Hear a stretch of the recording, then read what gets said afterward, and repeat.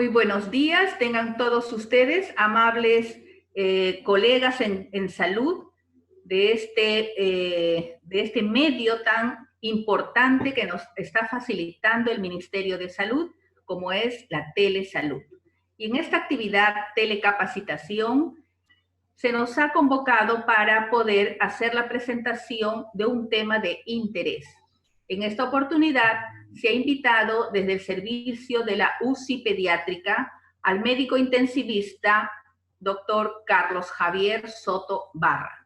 Él va a presentar a cada uno de ustedes un tema de gran importancia. Doctor Soto, ¿nos escucha? Sí, buenos días, licenciada. Un gusto de escucharla.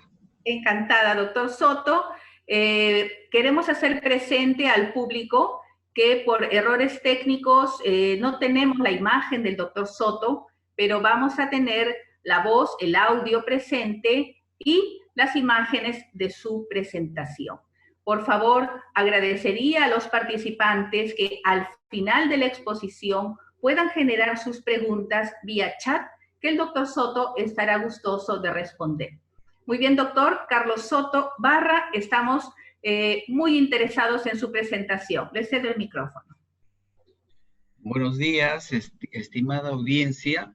El que le habla es el doctor Carlos Javier Soto Barra, como me dijeron. Trabajo en la Unidad de Cuidados Intensivos Pediátricos del Instituto Nacional de Salud del Niño. En esta oportunidad voy a conversar, y más que exponer, es una conversación porque, como saben ustedes, esto es una pandemia reciente. Los datos que tenemos son disímiles. Hay mucha información, pero información suelta, no información gruesa, detallada. Así que me he permitido hacer un resumen y yo creo que más en las preguntas voy a poderlas absolver en la manera que podamos interactuar.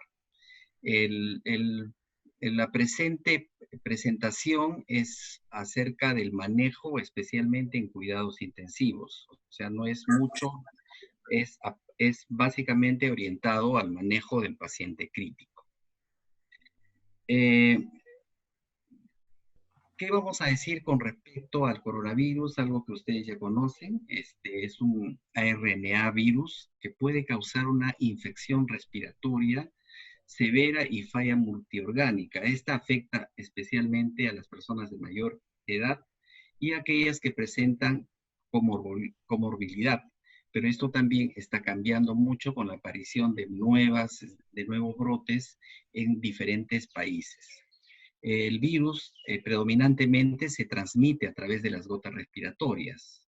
Gotas respiratorias, de las gotas que salen directamente de la vía oral o del estornudo hacia el ambiente, y generalmente viajan hasta aproximadamente entre 1.5 a 2 metros de distancia. Y no solamente son estas gotitas que nos pueden infectar, sino las que quedan en los objetos y nosotros agarramos y nos llevamos a la boca. La transmisibilidad de persona a persona a través del habla también ya se está identificando. Así que eso todavía sigue en estudio. Dado su alto grado de contagiosidad, ha sido considerado una pandemia por la OMS. En cuanto a las estadísticas, que son muy disímiles, son diferentes, nos basamos en los países que tienen mayor grado de pacientes, como China, por ejemplo, que dicen que del 2.4 de los 75.465 casos fueron menores de 19 años. Y en uno de esos estudios, en los menores de 15 años, se incrementaron del 2 al 13% de la fase inicial a la fase tardía del brote. Por ende, su fase de contagiosidad, y también puede coger a los pacientes pediátricos menores de 15 años, y por ende probablemente también en el curso de la pandemia podemos tener algunos pacientes pediátricos.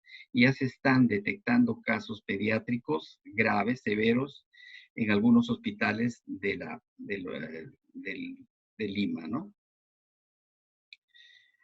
La distribución etaria es de un promedio de 7 años en las estadísticas más grandes. donde los menores de 1 año aproximadamente están en un 18%, y así de 1 a 5 años, 23% aproximadamente, de 6 a 10 años, 33.9%, y de 11 a 15, 24.6%.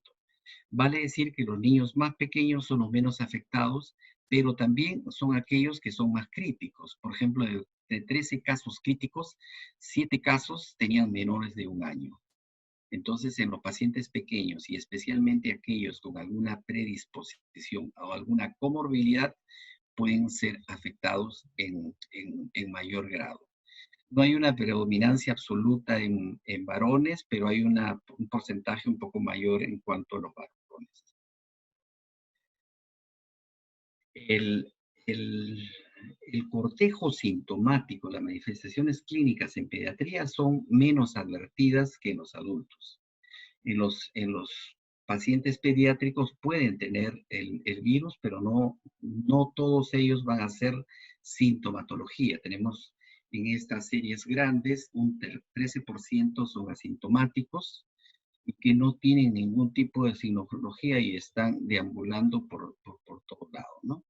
Hay otro que es el sintomático, y que generalmente se presenta con fiebre o con algunas manifestaciones del tracto respiratorio alto, vale decir, un poco de dolor de garganta, tos seca predominantemente, que posteriormente puede ser flemosa o con secreciones, y también hay manifestaciones digestivas, como pueden ser diarrea y vómitos, que es diferente a veces a los que se presenten adultos, que predominantemente son casos respiratorios.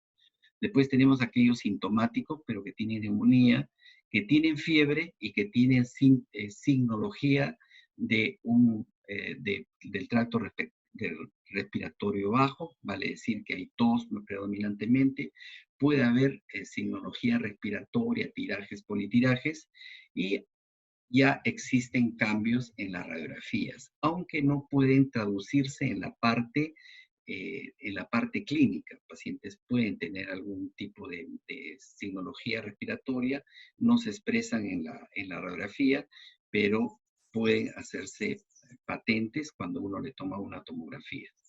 Después vienen ya los casos más severos, como son la neumonía con hipoxia, aquellos pacientes que tienen aumento del trabajo respiratorio, fiebre, taquimia, taquicardia, y tienen signos de hipoxia, pueden tener el síndrome obstructivo bronquial, y se caracteriza porque tienen pues una saturación inadecuada, menor de 92%.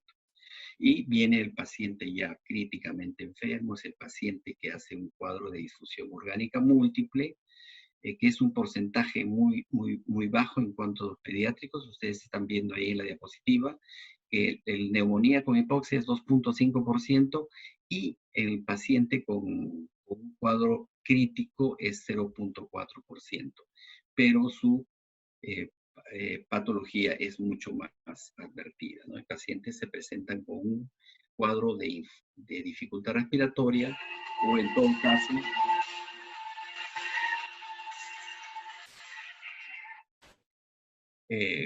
un cuadro respiratorio o vienen con signos de shock, ¿no? En cuanto al periodo, tenemos que el periodo de incubación dura más o menos a partir de 3 a 14 días, con una media de 5 días. La fase prodrómica antes de que inicie la fase febril dura entre 1 a 7 días, y la fase crítica puede durar entre 8 a 9, 10 días, incluso se han detectado casos hasta en 2 semanas, ¿no? De estos casos, ¿quiénes van a ser admitidos a cuidados intensivos, ¿no? En cuidados intensivos, obviamente, el que viene con una falla ventilatoria inminente es un paciente que se le da prioridad.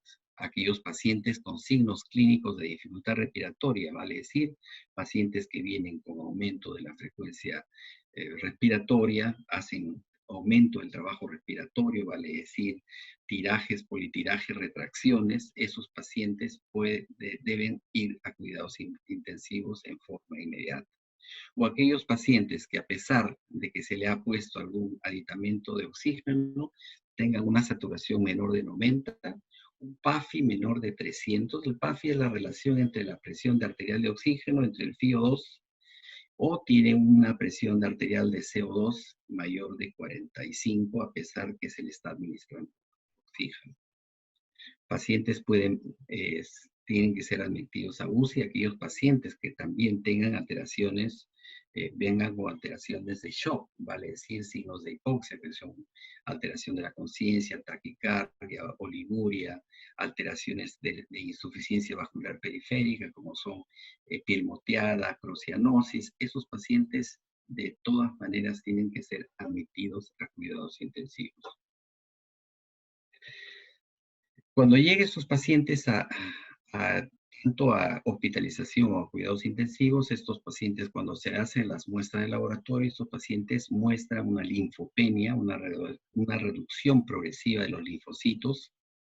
Existe que tienen aumento del LDH o el dímero D, también presentan con acidosis, que son menores de 7.3, o pacientes que tengan un PCO2 mayor de 5.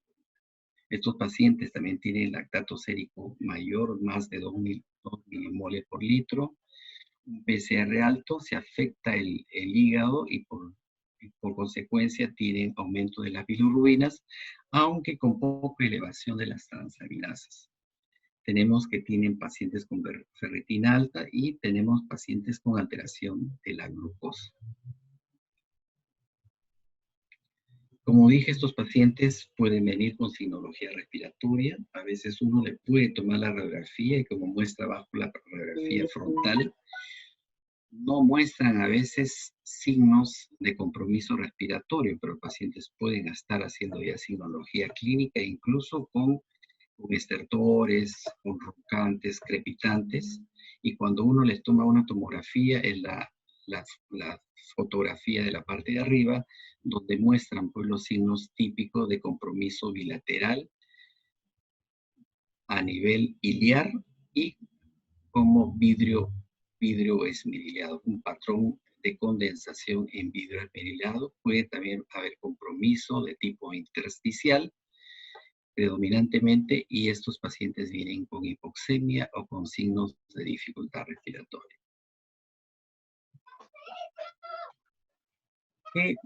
¿Qué recomendaciones, una vez que se decide tener a un paciente crítico e ingresarlo a los cuidados intensivos? Obviamente, como hemos manifestado, estos virus tienen un alto grado de transmisibilidad.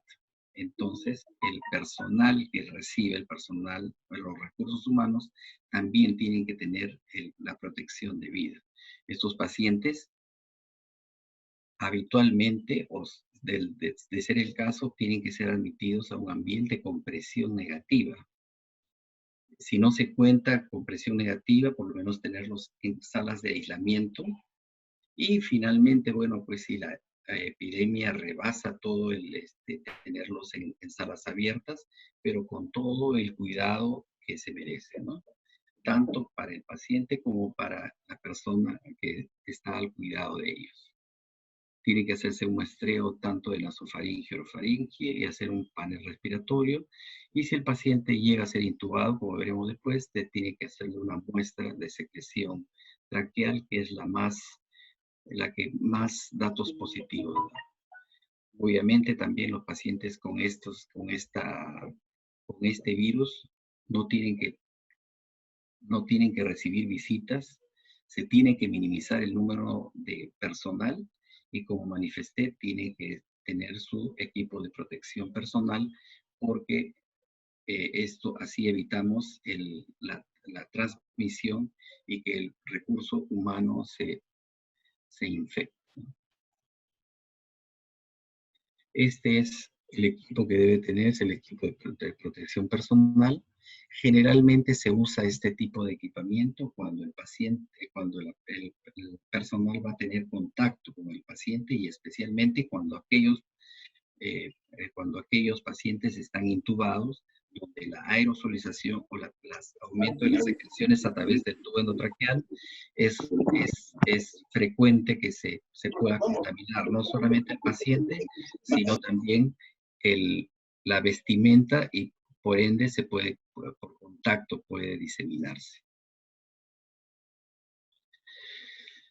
En cuanto al tratamiento ya de cuidados intensivos, lo que es prioritario y lo que recomiendan el consenso del manejo mundial es el reconocimiento temprano del paciente. Si es un paciente que tiene signología respiratoria y que tiene algún contacto o no, es un caso sospechoso, entonces debe reconocerse temprano, administrarle la oxigenación adecuada y si requiere finalmente hacer pues admisión a cuidados intensivos para la ventilación mecánica, que en estos pacientes tienen que hacerse en forma temprana también. Es recomendado en estos pacientes iniciar en forma temprana. En cuanto a las recomendaciones del manejo, como dije, el modo de soporte respiratorio recomendado es la ventilación invasiva, o sea, la ventilación mecánica. Se puede iniciar terapia de oxígeno no humidificado en aquellos pacientes que tienen saturación 92 a 96% y no tienen gran signología respiratoria o no lucen severamente enfermos.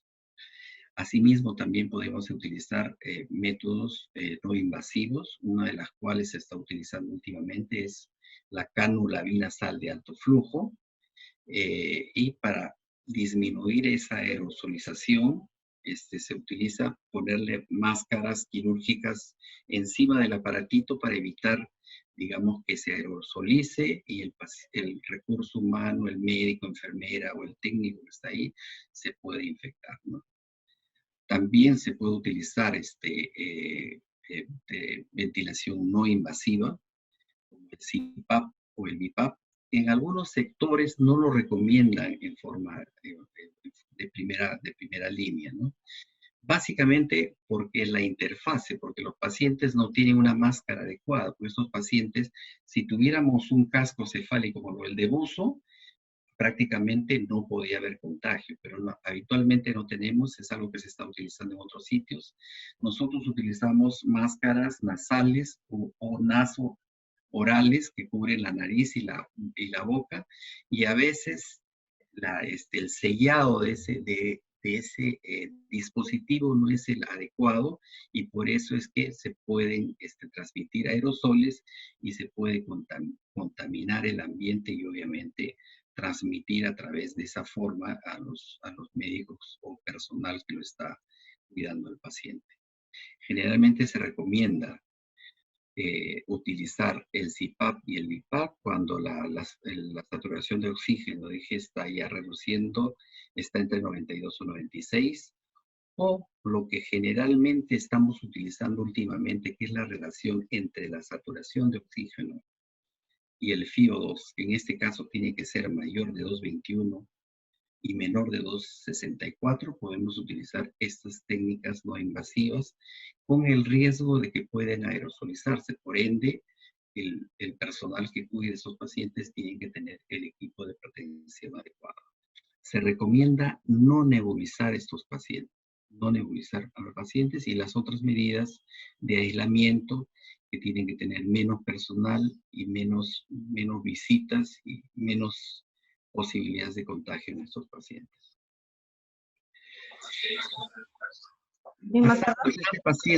Si el paciente tiene mayor deterioro a pesar de la oxigenación, a pesar de la ventilación no invasiva que podemos haber utilizado con estos pacientes, tenemos que hacer uso de la intubación. La intubación tiene que ser una intubación temprana, tiene que ser electiva, debe evitar en lo mínimo aerosolización, reducir el número de personas que van a hacer el procedimiento para evitar el contagio de estos pacientes. Se debe realizar en un área de presión negativa y, si es posible, contar con videolaringoscopia, ¿no? Como generalmente no contamos, entonces hacemos con el equipo habitual. Pero ahora tenemos, a través de la SOPEMI, la Sociedad Peruana de Medicina Intensiva, se ha creado como una escafandra de material de vidrio, de un material plástico transparente, en el cual uno mete la mano y puede hacer la intubación, con el riesgo de evitar el procedimiento sea lo menos riesgoso posible, ¿no? Estos pacientes no deben ser bolseados, debemos intubarlo y el paciente no rechazar la intubación. Para eso tenemos que utilizar fentanilo, kentamina. Utilizan en otros lugares rocuronio, nosotros contamos con becuronio. Rocuronio probablemente hay en las salas de anestesia y debemos tener.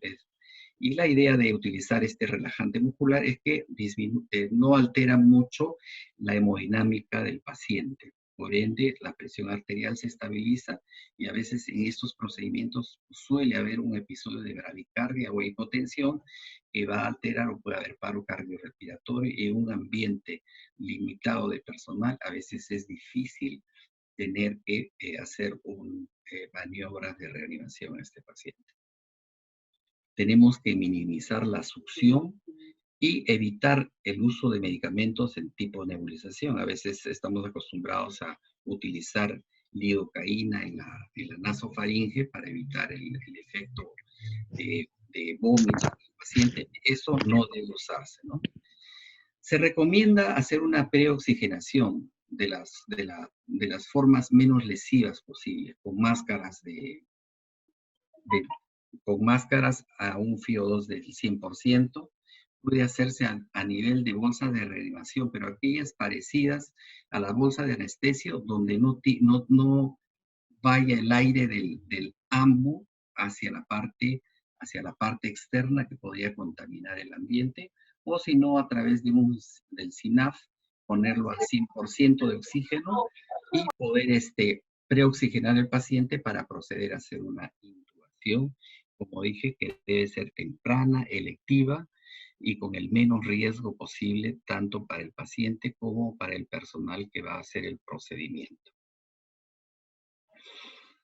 La intubación, en realidad, es el elemento final, o sea, el procedimiento es el elemento final. Nosotros lo que tenemos que hacer, prepararse para el paciente. Son situaciones diferentes a una intubación habitual que tenemos un paciente.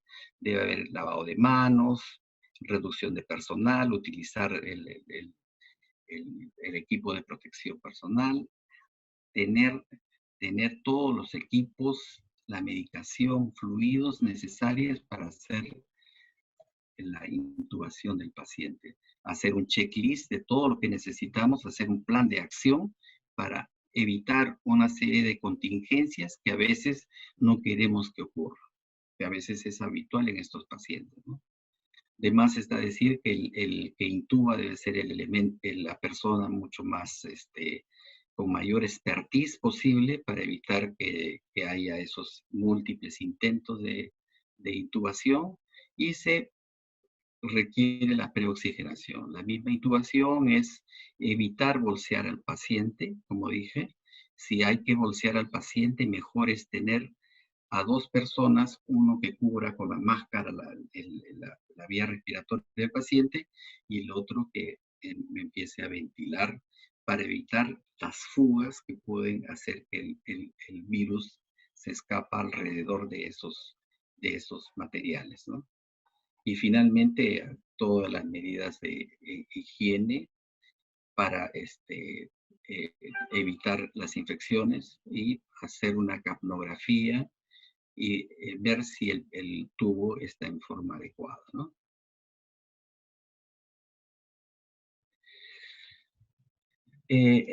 Para la intubación necesitamos a veces la mascarita mascarita que va, la máscara que va adosada a la bolsa de reanimación, pero esta tiene que tener un dispositivo para evitar la transmisión tanto de bacterias o de virus.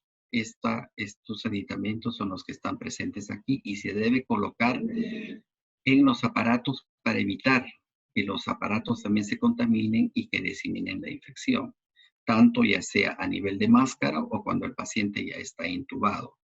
Y una vez que el paciente se conecta al ventilador, el paciente tiene que conectarse previamente el equipo de succión para que no haya ningún tipo de liberación de secreciones, porque la carga viral en esos aspectos es muy grande y que puede contaminar rápidamente al personal que está haciendo el procedimiento. Ese sistema de recambio de esos filtros se deben colocar también en la parte expiratoria en el ventilador de transporte y también, como dije, en las máscaras de reanimación. Si el paciente requiere, se sugiere no bolsear al paciente para oxigenar al paciente. Es preferible ir de frente a la intubación. Pero en el paciente está muy bradicárdico, está muy hipoxémico, obviamente va a requerir que lo preoxigenemos. Pero mejor, como dije yo, es la utilización de 2 personas, uno que ajuste adecuadamente la máscara a la cara del paciente y el otro que vaya ventilando hasta que se proceda a la intubación.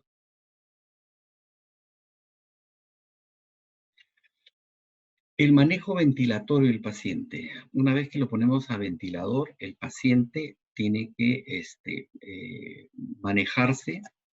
En cuanto al modo ventilatorio, se maneja de modo volumétrico o modo de presión. Generalmente se hace una ventilación protectora.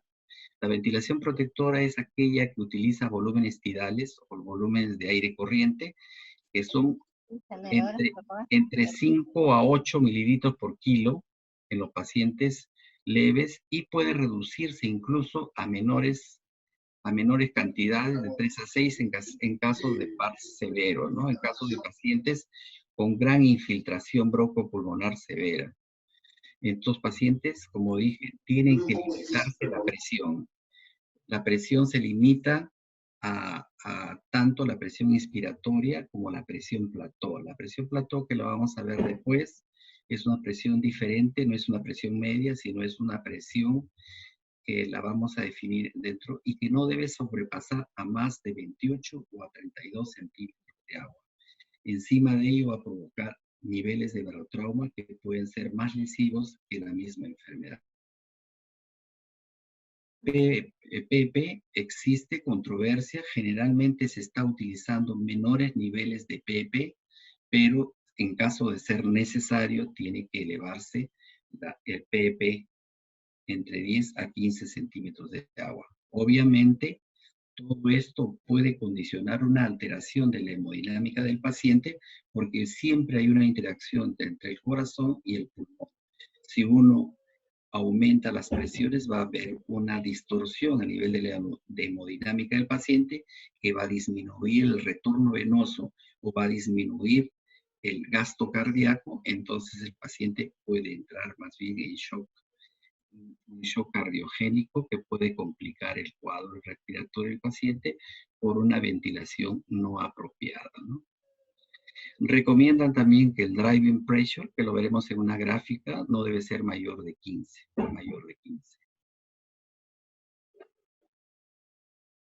¿Cuáles son las recomendaciones? Generalmente, como no hay un consenso en estos pacientes del manejo con coronavirus, porque recién está viendo, no hay, pero hay una serie de alternativas que se están manejando. Si los pacientes tienen saturaciones de entre 92 o 97 con PP bajos, uno debe mantener, puede mantener presiones más bajas de lo habitual. Si el paciente tiene un distrés marcado severo, incluso los niveles de PP mayores de 10, debemos mantener una saturación entre 88 y 92. Vale decir que podemos hacer una hipoxemia permisiva para evitar los efectos deleterios del barotrauma, del bolotrauma, etc., ¿no?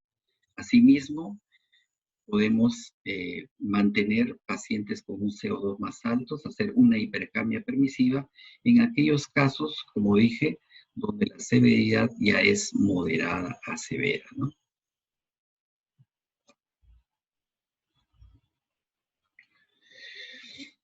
Últimamente se ha visto que la hipoxemia que se produce del paciente no es solamente por el motivo de tipo respiratorio, o sea, no es hipoxemia derivada del problema alveolar o a nivel, a nivel de ese área, sino que puede haber una disregulación de la presión de perfusión.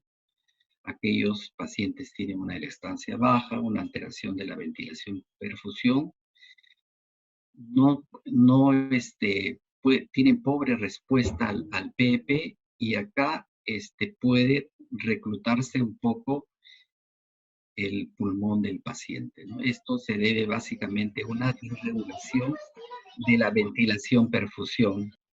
Y si esta disregulación de la perfusión pulmonar, que inicialmente es por vasodilatación, aumenta a microtrombos a nivel pulmonar, se presenta un colapso pulmonar, ¿no? Parecido a un AR severo. En estos casos tenemos que una compliance es reducida, el peso pulmonar aumenta. Hay un grado importante de shunt, como si el paciente fuera cardíaco, a pesar de la oxigenación. El paciente no mejora su oxigenación. Estos pacientes sí responden, a diferencia de los anteriores, responden a PEPs un poco más elevados.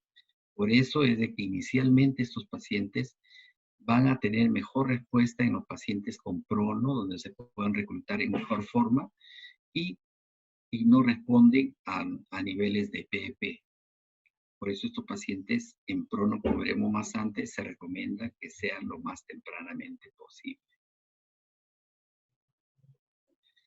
Como dije, los alvéolos no están, no son todos iguales. Hay zonas donde hay sobredistensión, hay zonas bien aireadas, y hay zonas donde hay atelectasia o atelectrauma, donde hay alvéolos colapsados.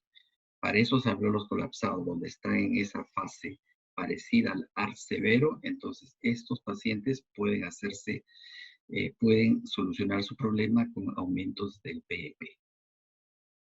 Esta es la placa habitual de estos pacientes que tienen una signología parecida al ARS, donde hay aumento del compromiso de atelectasias o de colapso pulmonar, donde hay pocas zonas de aireación de los pulmones. Estos sí se beneficiarían de un PEP más alto de lo habitual, teniendo en consideración esas limitaciones que son la presión mayor de 32, y la presión, el driving pressure, que es la presión de conducción que no sea mayor de 15.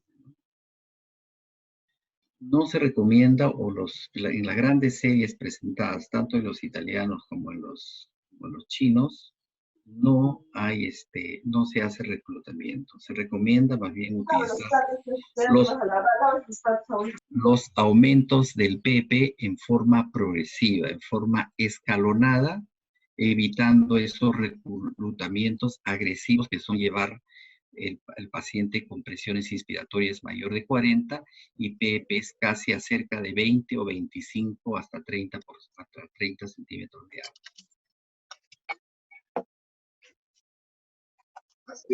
Este es el driving pressure, es la presión de distensión,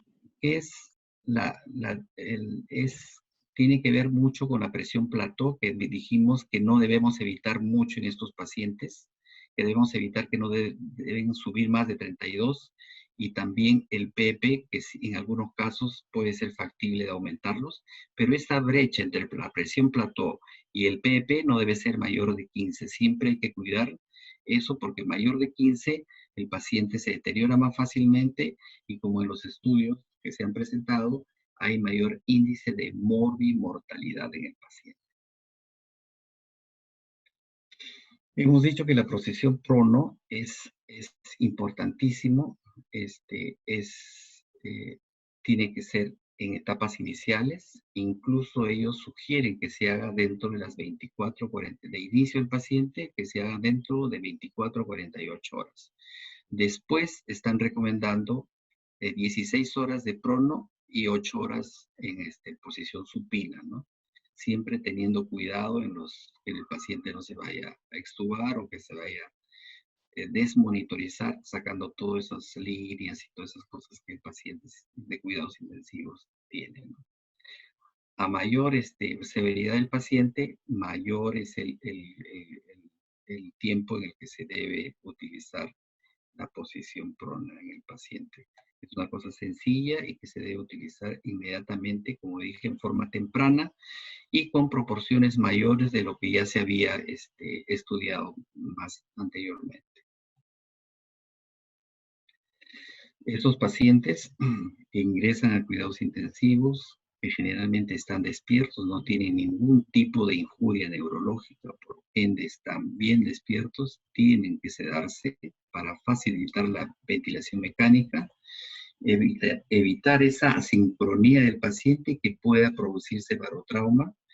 Con esto optimizamos tanto la entrega y la demanda de oxígeno, vamos a limitar el trabajo respiratorio, o sea, disminución del uso de energía, y también evitamos que el paciente empiece a toser o a lanzar secreciones respiratorias, haciendo mucho más fácil la transmisibilidad. El paciente tiene que estar bien sedado y, como vamos a decir, uso de relajantes musculares dentro de las 24 y 48 horas en el paciente.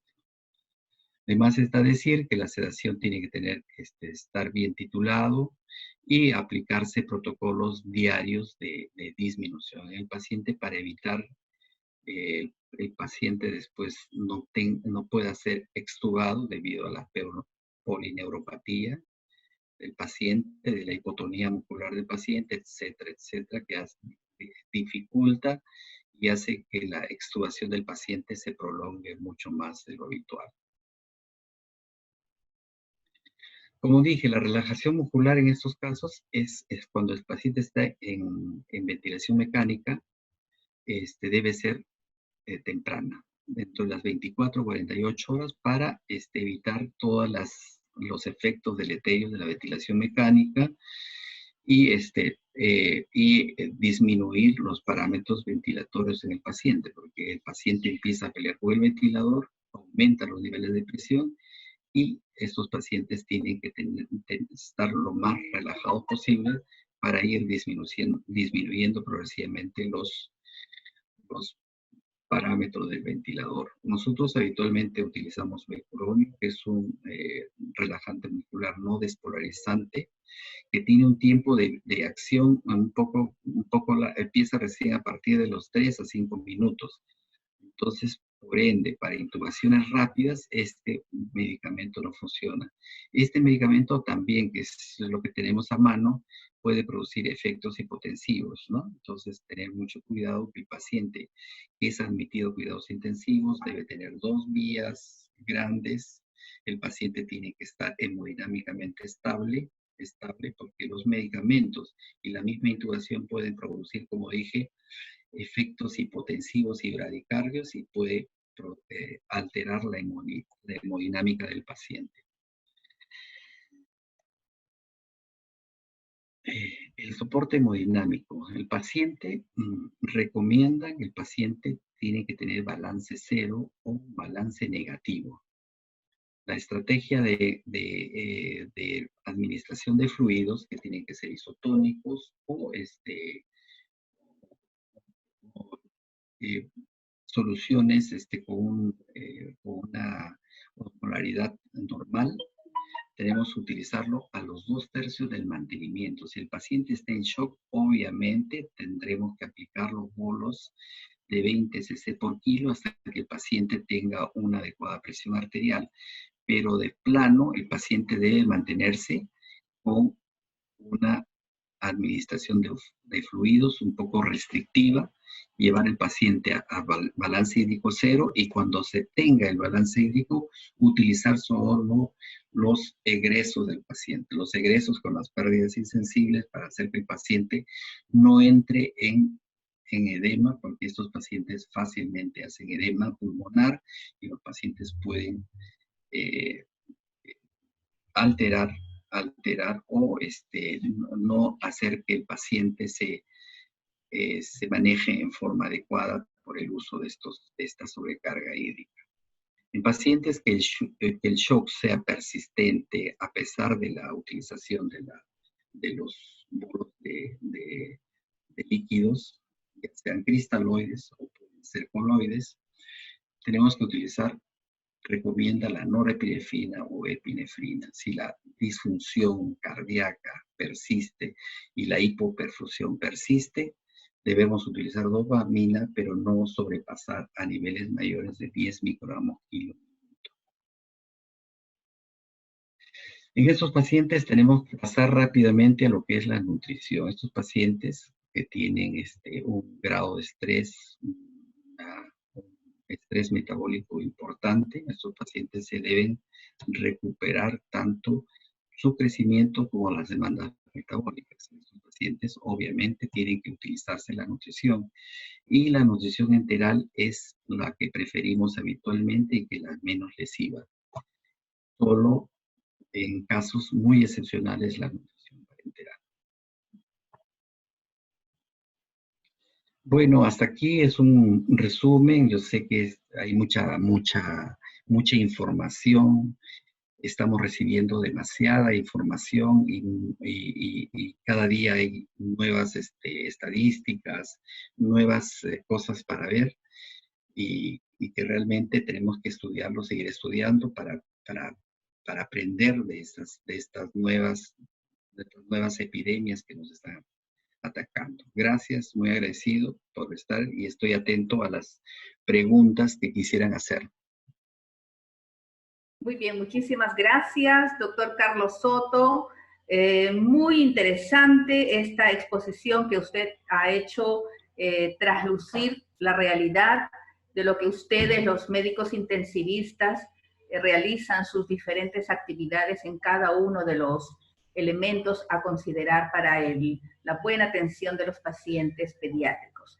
Bien, a partir de este momento, entonces, voy a invitar a los participantes, por favor, a que puedan generar sus preguntas vía chat.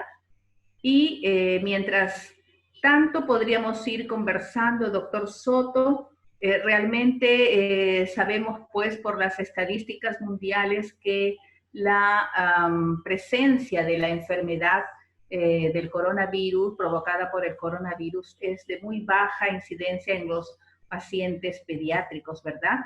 En nuestra institución quizá también esta incidencia es muy baja, pero nos podría recordar cuáles pueden ser esos factores por los cuales a estos pacientes pediátricos no están muy disponibles, por así decir, su anatomía o su fisiología disponibles para esta infección. Bueno, como dije, en los casos más severos que se han presentado, los más frecuentes son aquellos que tienen menores de 1 año y aquellos pacientes que tienen comorbilidad. En los pacientes menores de 1 año, como todos saben, su nivel de inmune, su respuesta inmune no es la muy adecuada, recién está en formación y por ende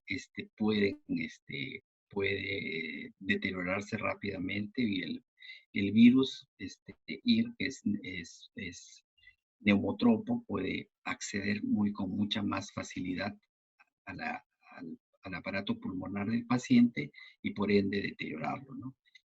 Como consecuencia también hay una serie de alteraciones anatómicas en los niños pequeños, como son la laringe pequeña, romboidal, la vía respiratoria es pequeña, por ende tienen mayor resistencia pulmonar y hace que los pacientes puedan tener cuadros obstructivos con más facilidad.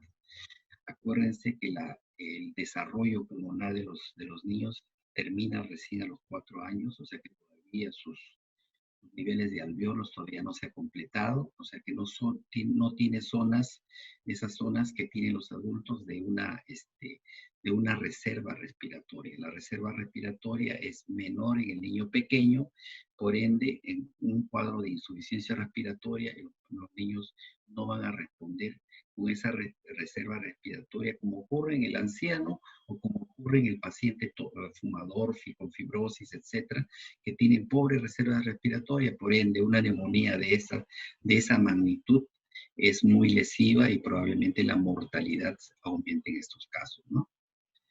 Se dice también que en los niños la poca cantidad de digamos, de presentación, debido a que los niños, se aduce que el receptor AC, un receptor de la enzima convertora, es digamos, es la enzima proteolítica que va digamos, a permitir el ingreso del virus, ¿no? Parece ser que estos niveles de receptores ACE2 en los niños es pequeña, por eso es que probablemente también no ingresen a los pulmones en la cantidad que debe ser. Esta cantidad, se hace mucho más ostensible en adultos y mayores, ¿no?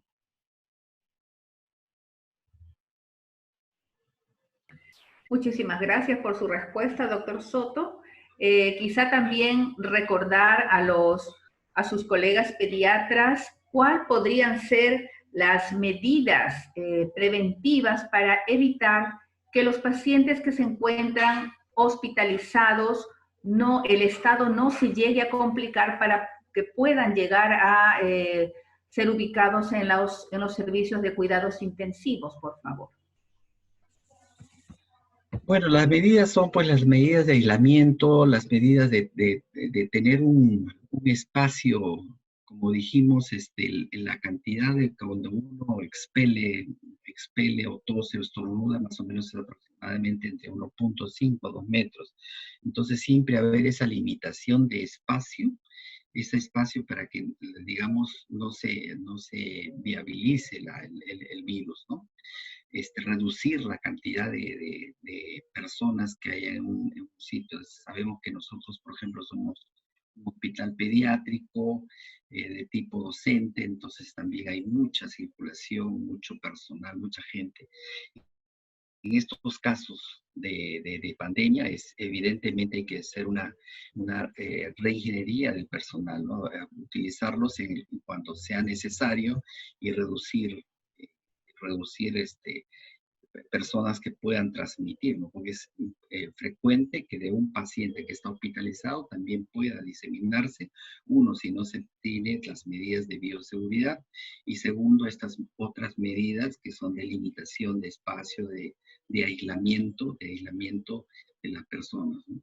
Incluso, por ejemplo, estuve revisando un manual de Malasia en Singapur, que incluso aquellos pacientes que están estables y tienen, bueno, coronavirus, ¿no? Incluso el familiar le hacen participar de la toma de los controles vitales, ¿no? Para evitar que el personal de enfermería o las técnicas estén permanentemente yendo, y obviamente es una transmisibilidad que se pueda contaminar en forma permanente si es que no se reduce esa cantidad de exposiciones a un paciente que se supone ya tiene el coronavirus dentro y lo está eliminando, ¿no? Doctor, muchísimas gracias por la respuesta. Acá hay una pregunta en relación a la posición prona que usted hizo mención en su exposición, ¿no?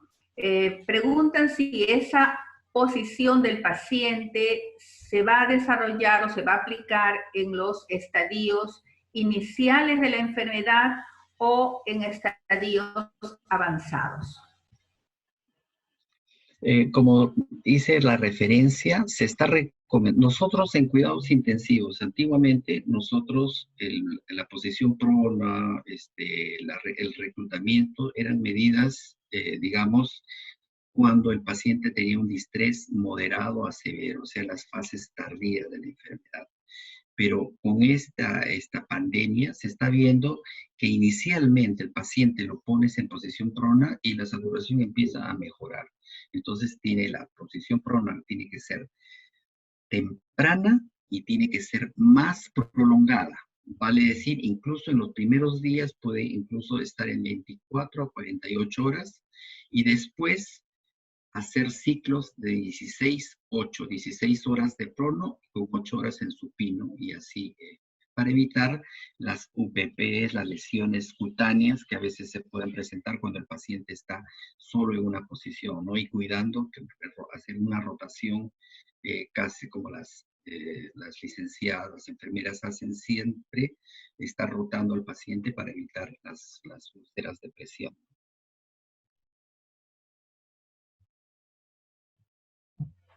Bien, doctor, muchísimas gracias por esta respuesta. Seguimos con las preguntas.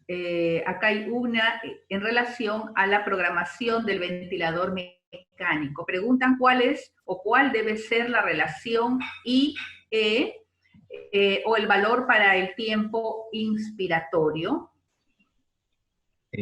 Generalmente recomendamos una relación inspiración-expiración de 1 a 2.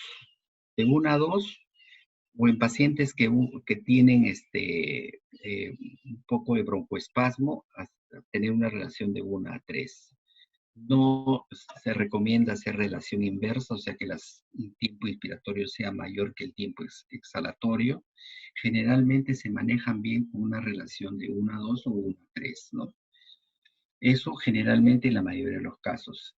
Vale decir también que la ventilación mecánica, como el paciente crítico, ahora más que nunca debe ser un tratamiento personalizado, porque no todos van a responder. Con esta epidemia se está viendo, a pesar que los pacientes hacen ARS, una patología parecida a la ARS, ¿no?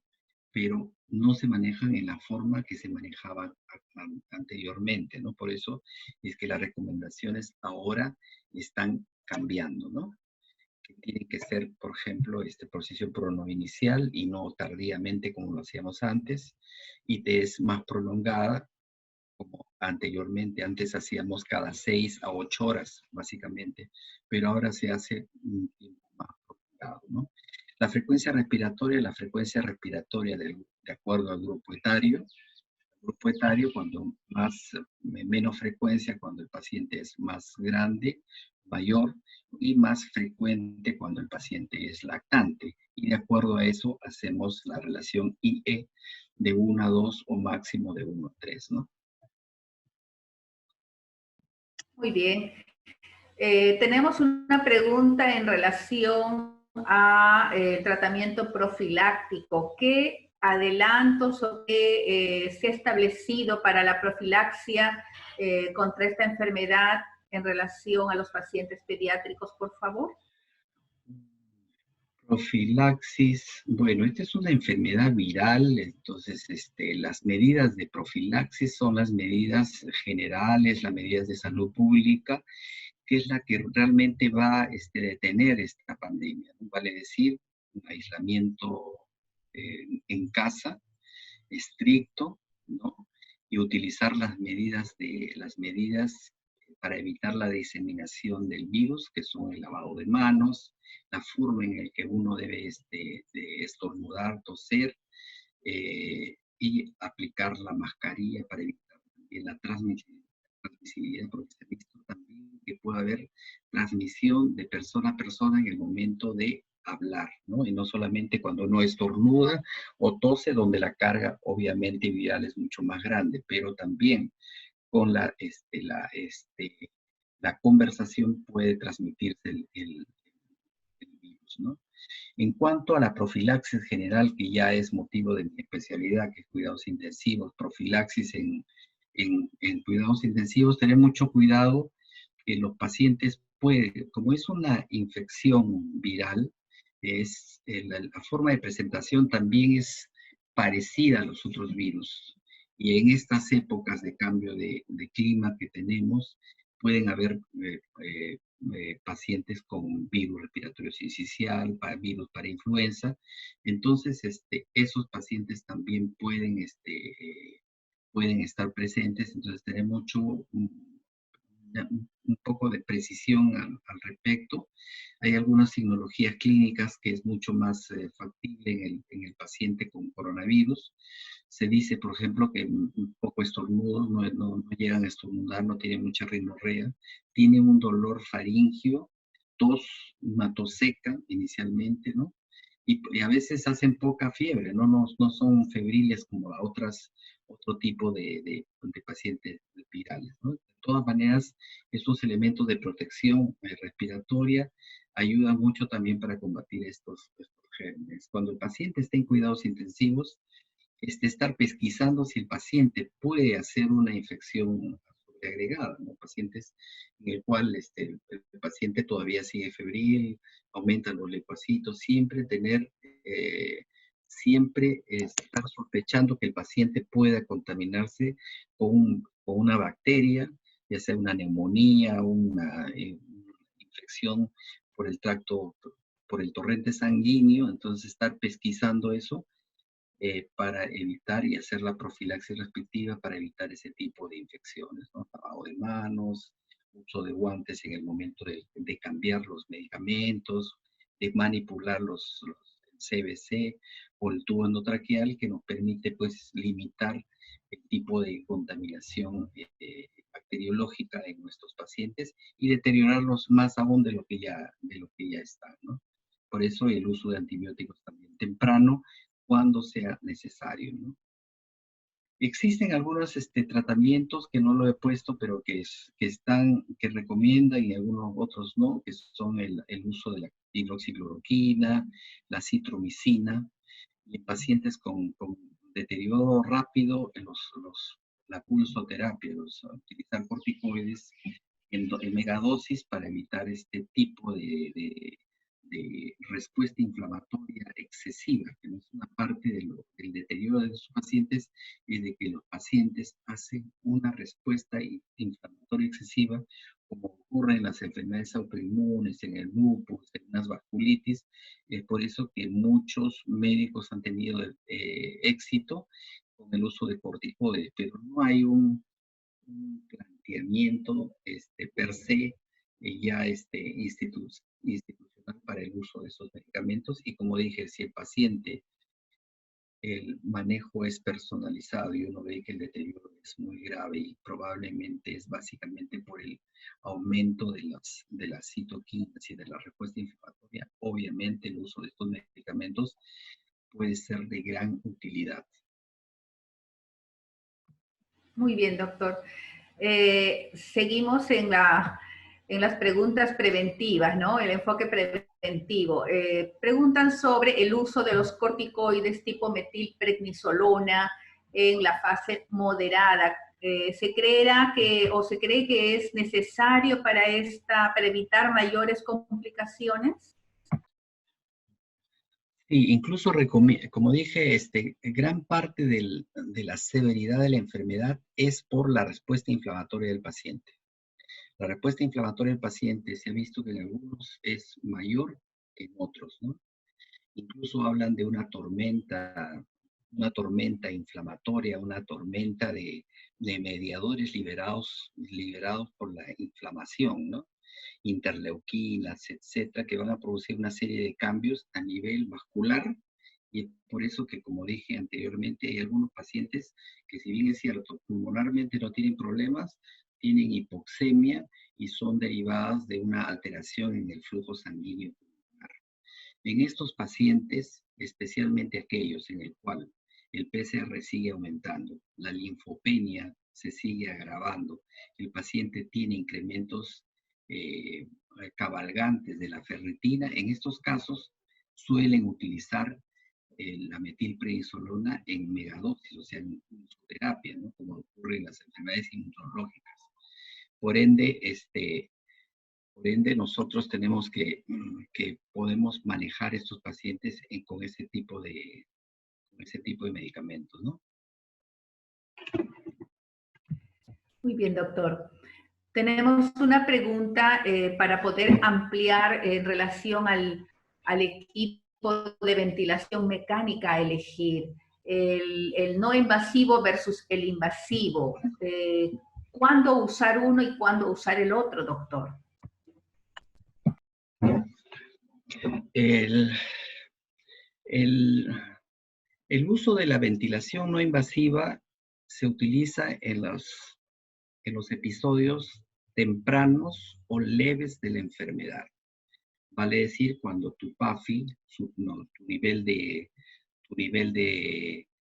presión arterial de oxígeno entre el FiO2 es menos de 300, ahí puedes utilizar ventilación no invasiva.